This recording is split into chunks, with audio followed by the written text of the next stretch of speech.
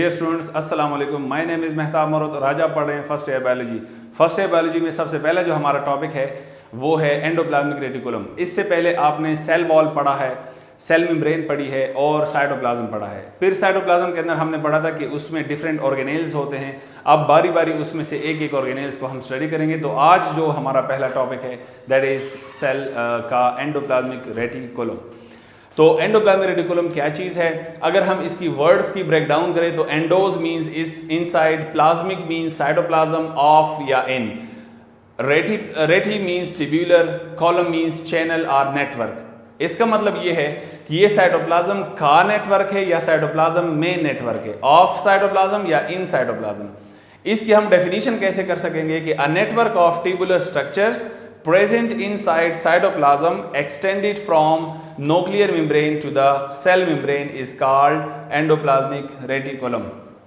क्या मतलब कि ये एक ट्यूबुलर चैनल है, लेयर्स का बना हुआ एक चैनल है जो न्यूक्लियर मेम्ब्रेन से लेकर सेल मेम्ब्रेन तक फैला हुआ है। जिसका मतलब ये है कि अगर ये ऑल ओवर द साइटोप्लाज्म फैला हुआ है तो डेफिनेटली ये ट्रांसपोर्ट ऑफ मटेरियल्स भी करेगा।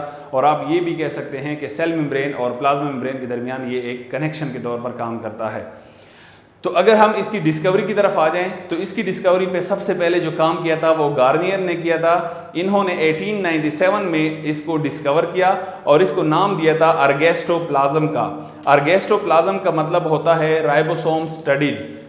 गार्नियर ने 1897 में जब इसको डिस्कवर किया तो इनको कुछ लेयर्स नज़र आए साइटोप्लाज्म के अंदर, जिन लेयर्स के ऊपर छोटे छोटे दाने जो है वो उसमें स्टड हुए थे।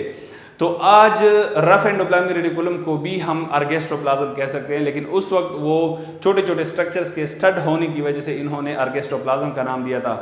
तो इनके काम के बाद आगे किसी ने इसके ऊपर काम नहीं किया। 1969 तक इसके ऊपर कोई काम नहीं हुआ। तो अब आगे जो 1969 में जिन साइंटिस्ट ने इसके ऊपर काम किया वो कौन थे? Keith Porter and Albert Clark. ये दोनों आए 1969 में और नेम्ड एज एंडोप्लाज्मिक रेटिकुलम।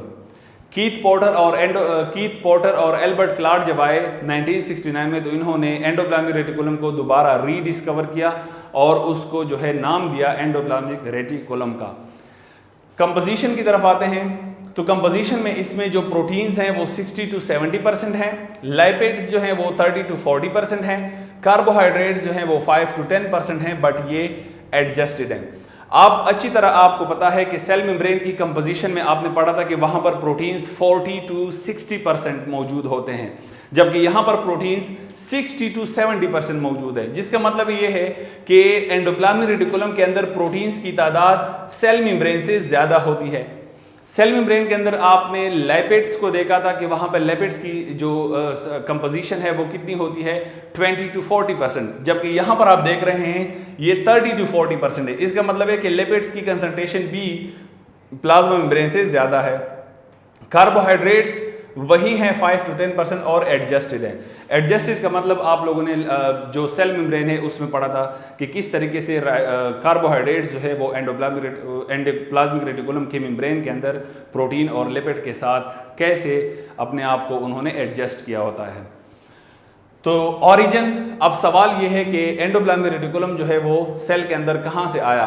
तो प्रोटीन्स, लिपिड्स और कार्बोहाइड्रेट्स, ये ऊपर वाले जो कंपोजिशन आपने देख लिए ये सारे मिलकर अरेंज्ड एंड रीअरेंज्ड, वो बार बार अरेंज हुए एक प्रॉपर चैनल में, एक प्रॉपर स्ट्रक्चर में and form the structure of ER और एंडोप्लाज्मिक रेटिकुलम का स्ट्रक्चर बना दिया। याद रखें ये ऑरिजिन इसका तब हुआ जब एवोल्यूशन हो रहा था from the prokaryotic cell to eukaryotic cell. जब प्रोकैरियोटिक सेल से यूकैरियोटिक सेल की एवोल्यूशन हो रही थी उस वक्त ये एंडोप्लाज्मिक रेटिकुलम इस अंदाज में बना था, प्रोटीन, कार्बोहाइड्रेट्स और लिपिड्स की कॉम्बिनेशन से। स्ट्रक्चर की अगर हम बात करें तो ये डबल मेम्ब्रेनस स्ट्रक्चर है, मींस कि इसके अंदर दो मेम्ब्रेन्स पाए जाते हैं, दो मेम्ब्रेन्स फोल्डेड एंड रीफोल्डेड हैं और हर फोल्ड को हम कहते हैं सिस्टर्ना। एक फोल्ड को सिस्टर्ना कहते हैं, प्लूरल इसका है सिस्टर्नी। इसके 2D डायग्राम में अगर हम देखें तो ये जो आपको नजर आ रहे हैं कि किस तरीके से ये फोल्ड एंड रीफोल्डेड है ये पूरा स्ट्रक्चर। इसमें ये जो एक फोल्ड है इस एक फोल्ड को हमने सिस्टर्ना नाम दिया है। ऐसा एंडोप्लाज्मिक रेटिकुलम जहां पर कोई राइबोसोम्स मौजूद नहीं होते तो उसको हम स्मूथ एंडोप्लाज्मिक रेटिकुलम कहते हैं। आगे इसके फॉर्म्स में आएगा। ऐसा एंडोप्लाज्मिक रेटिकुलम जहां पर राइबोसोम्स अटैच्ड हैं तो उसको हम रफ एंडोप्लाज्मिक रेटिकुलम कहते हैं।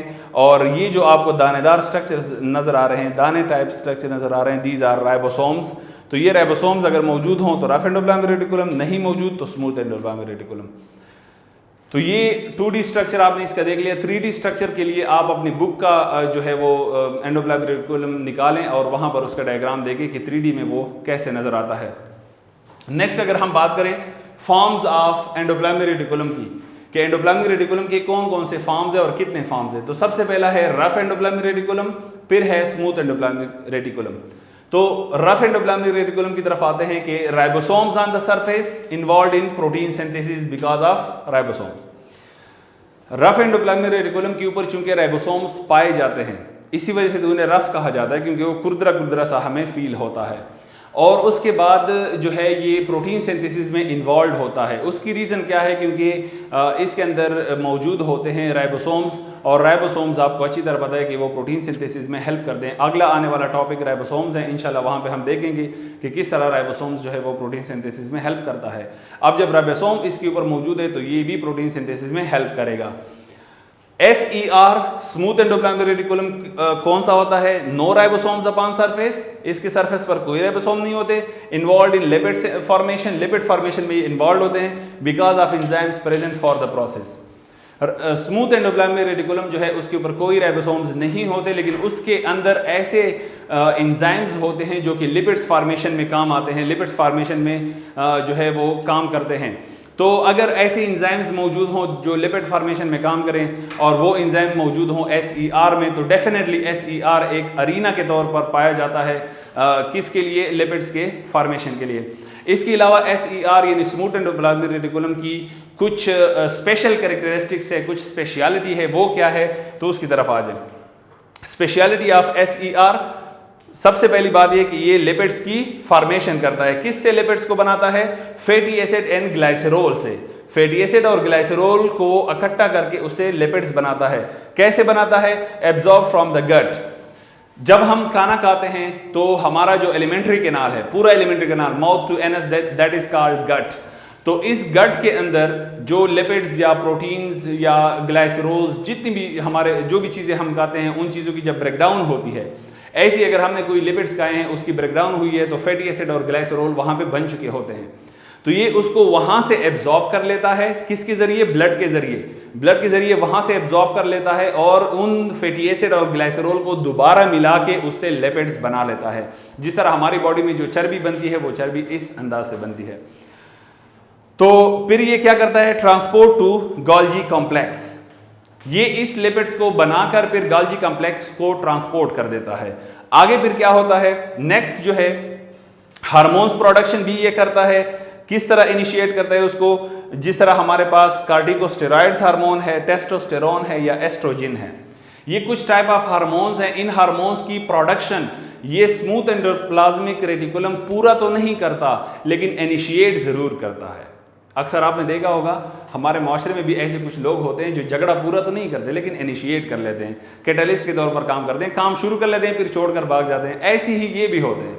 उन हार्मोन्स की प्रोडक्शन को ये इनिशिएट कर लेते हैं, उसके बाद का प्रोसेस फिर वो हार्मोन जाने और वो ग्लैंड जाने, तो वो काम वहीं पर चलता रहता है, लेकिन इनिशिएट ये करते हैं, धक्का ये देते हैं इस प्रोसेस के लिए। तो अब आते हैं ओवरऑल जनरल जो फंक्शंस है एंडोप्लाज्मिक रेटिकुलम की, उन फंक्शंस की तरफ हम आएंगे कि फंक्शंस कौन कौन से हैं। सबसे पहला डिटॉक्सिफिकेशन ऑफ हार्मफुल सब्सटेंसेस। ये कौन करता है? Smooth endoplasmic reticulum. जब हम कोई केमिकल्स खाते हैं लाइक सिगरेट स्मोकिंग या मेडिसिन या कोई भी केमिकल्स हमारी बॉडी के अंदर जाता है, अगर वो टॉक्सिक है तो उसकी डिटॉक्सिफिकेशन का जिम्मा लिया है स्मूथ एंडोप्लाज्मिक रेटिकुलम ने, वो उसको डिटॉक्सिफाई करता है। प्रोडक्शन ऑफ स्टीरॉयड हार्मोन्स, ये भी SER करता है। जितनी भी हमारे बॉडी के अंदर स्टीरॉयड हार्मोन्स बनते हैं तो उन स्टीरॉयड हार्मोन्स की पैदावार के लिए भी स्मूथ एंडोप्लाज्मिक रेटिकुलम रिस्पॉन्सिबल है। Lipids formation, smooth endoplasmic reticulum. Lipids formation अभी मैंने आपको थोड़ी देर पहले बताया कि उसके लिए भी स्मूथ एंडोप्लाज्मिक रेटिकुलम क्या है? इन्वॉल्व है। Transmission of impulses, smooth endoplasmic reticulum. Smooth endoplasmic reticulum transmission of impulses में भी काम करता है। ये इंपल्सिस नर्व इंपल्सिस हो सकते हैं, केमिकल मैसेंजर्स हो सकते हैं, तो इन चीज़ों की जो ट्रांसपोर्टेशन होती है इन इंपल्सिस की, वो काम भी स्मूथ एंडोप्लाज्मिक रेटिकुलम का है। इंट्रासेल्युलर ट्रांसपोर्ट, इंट्रासेल्युलर ट्रांसपोर्ट भी SER करता है। सेल के अंदर चीज़ों को एक जगह से दूसरी जगह लाना ले जाना, ये काम भी किसने जिम्मे लिया हुआ है? स्मूथ एंडोप्लाज्मिक रेटिकुलम ने। प्रोटीन सिंथेसिस, जिस तरह पहले मैंने आपको बताया प्रोटीन सिंथेसिस जो है रफ एंडोप्लाज्मिक रेटिकुलम ने किस तरीके से प्रोटीन सिंथेसिस को जो है अपने जिम्मे लिया हुआ है। नेक्स्ट है production of new membranes of ER, Golgi bodies or any other bodies that is also by rough endoplasmic reticulum। इसके अलावा अगर बॉडी में कट लग जाए, डैमेज आ जाए, सेल की बॉडी में कोई डैमेज आ जाए, तो नए मेम्ब्रेन्स की पैदावार भी रफ एंडोप्लाज्मिक रेटिकुलम के ऊपर लाजिम है कि वो नए मेम्ब्रेन्स बनाए, चाहे वो एंडोप्लाज्मिक रेटिकुलम का मेम्ब्रेन हो, गाल्जी बॉडीज़ का हो या सेल मेम्ब्रेन हो, कहीं पर भी मेम्ब्रेन बनाने की ज़रूरत हो तो वो जिम्मा लिया है रफ एंडोप्लाज्मिक रेटिकुलम ने। डियर स्टूडेंट्स, आज आपने पढ़ा एंडोप्लाज्मिक रेटिकुलम, उसकी डिस्कवरी, उसकी कंपोजिशन, उसका स्ट्रक्चर, उसके फॉर्म्स, उसके फंक्शंस। कोई क्वेश्चंस हो तो कमेंट सेक्शन में पूछिएगा। Thank you so much. अल्लाह हाफिज़।